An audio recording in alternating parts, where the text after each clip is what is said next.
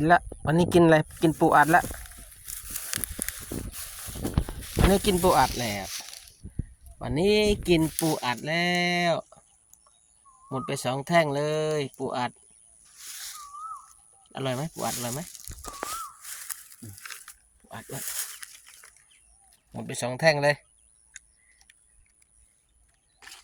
หมดไป2 แท่งก็พอแล้วเนาะกินเยอะแล้วเนาะโอ้ยขี้ตาดำเลยขอบตาดำเลยดูขี้ตาได้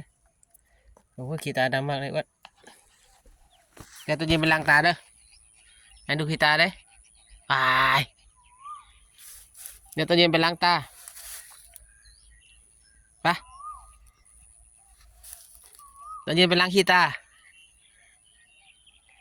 ใครตัดผมให้นี่เดี๋ยวตัดอีกเนาะตอนเย็นเนาะ ทางอ้วนกินเยอะแล้ว